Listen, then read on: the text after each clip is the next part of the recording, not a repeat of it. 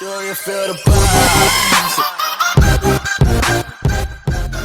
Speaker, it's upholding the protocol because of Article 16. And don't take my word for it, Madam Deputy Speaker.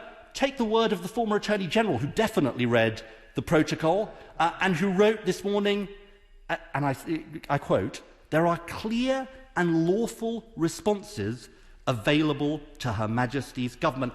And then, and the Prime Minister tried to slip this in, I don't know whether the House noticed, there is an irony here, which is that, as if this wasn't enough, this bill does precisely nothing to address the issue of the transport of food from Great Britain to Northern Ireland. It is about two issues where they're going to override international law. It's about exit declarations, Northern Ireland to GB, and the definition of state aid relating to Northern Ireland. Now, if the Prime Minister wants to tell us that there's another part of this bill that I haven't noticed that will deal with this supposed threat of the blockade, I'll give way to him. I'll very happily give way to him and tell me, he can tell us. I'm sure he's read it. I'm sure he knows it. I'm sure he knows it in detail because he's a details man. Come on, tell us what clause protects the threat that he says he's worried about GB to Northern Ireland exports. I give way to him.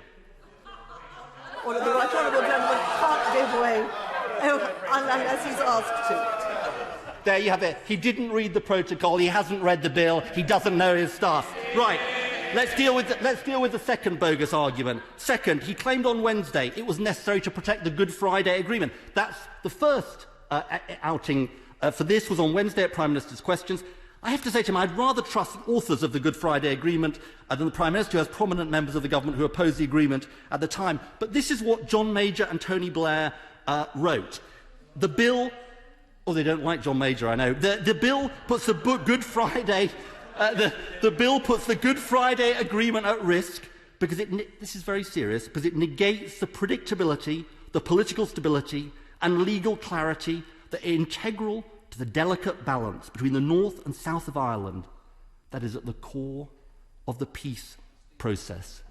These are very important words from two former Prime Ministers who both of whom helped win us peace in Northern Ireland.